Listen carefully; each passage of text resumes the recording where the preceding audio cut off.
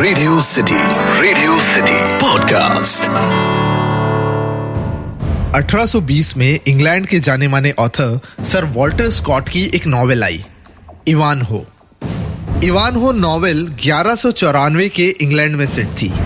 ऐसे तो ये नॉवेल इस नॉवेल की मेन कैरेक्टर इवानहो के बारे में थी, पर इस नॉवेल के एक कैरेक्टर ने 1820 में अचानक ही एक अजीब सा सैलाब लाया। लॉक्सले इस नॉवेल का वो कैरेक्टर था जो जंगल में रहता था अपनी टीम के साथ, और उसका मेन काम था अमीरों को लूटना और वो पैसे गरीबों में बांटना। कहा जाता है कि ये वो फर्स्ट इंस्टेंस था जब लॉक्सले यानी रॉबिन हुड का मेंशन होता है। काफी रिसर्चर्स लॉक्सले नाम के इंसान की खोज में लग गए, क्योंकि उनके हिसाब से रॉबिन हुड कोई काल्पनिक नहीं, एक जीता जागता इंसान था। 1820 के सर वॉल्टर स्कॉट की इस नॉवेल के बाद रॉबिन हुड कैरेक्टर कई और नॉवेल्स में आया, फैंसी ड्रेस कॉम्पिटिशन्स में आया, कल्चरल फेस्टिवल्स बने उसके नाम के, और आगे चलकर हॉलीवुड की कई सारी फिल्मों में भी आया। 1988 में तपन सिन्हा नाम के डायरेक्टर ने अनिल चैटर्जी, उत्पल दत्त, नाना पाटेकर और सतीश शाह को लेकर एक फिल्म बनाई, आज का robin hood.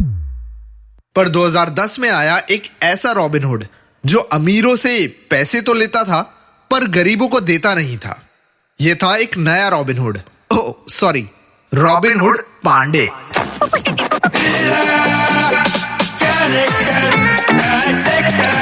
Character dissector with Atiq.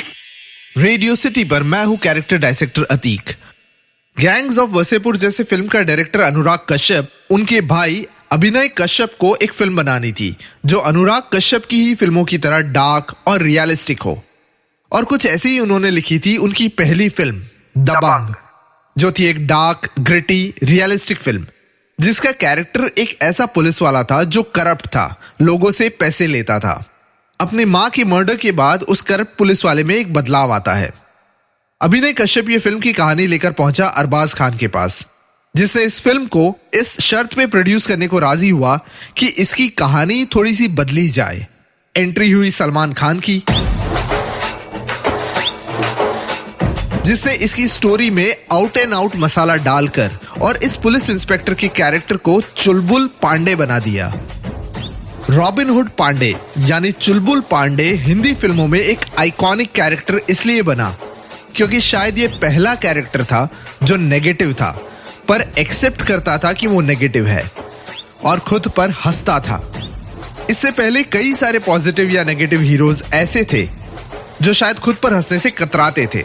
दबंग नाम की इस फिल्म में पूरे टाइम चुलबुल पांडे दो तरह के पंचेस मारते हैं।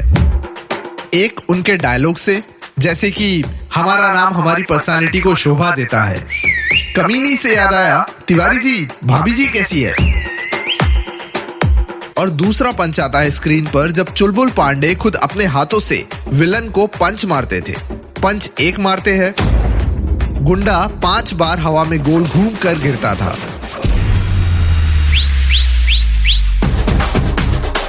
मैट्रिक्स के नियो की तरह बुलेट्स को डॉज करता है। और हाँ, वो एपिक सीन तो है ही जब गुस्से में आने से चुलबुल पांडे का शर्ट अपने आप फटता है और 12 पैक्स एब्स और बड़े बड़े मसल्स दिखाई देते हैं। पर चुलबुल पांडे कैरेक्टर का सबसे बड़ा योगदान हिंदी फिल्म इंडस्ट्री को है, वो है this character brought back viewers to single screen. ये फिल्म बाय डिफॉल्ट एक सिंगल स्क्रीन फिल्म थी जहां हर बार हीरो की एंट्री पर सीटियां बजती है, हीरोइन के आने पर हुटिंग होती है, आइटम नंबर पे सारा ऑडियंस स्टेज पर डांस करता है और विलन के साथ फाइट सीन में तालियां बजती है।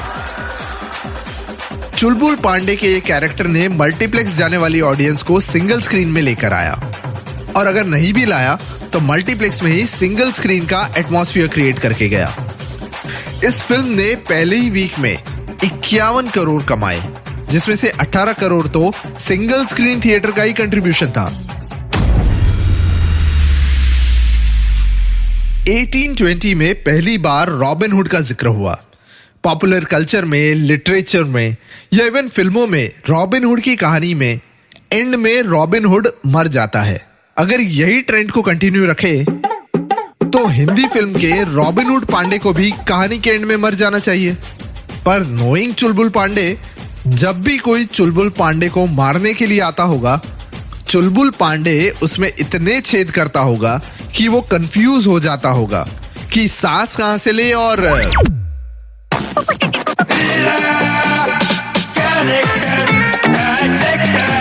Character Dissector with Atik. Radio city podcast. इस पॉडकास्ट का फीडबैक देने के लिए मेल करें podcast@myradiocity.com या इंस्टाग्राम पे कैरेक्टर डाइसेक्टर विद अतीक पे DM करें।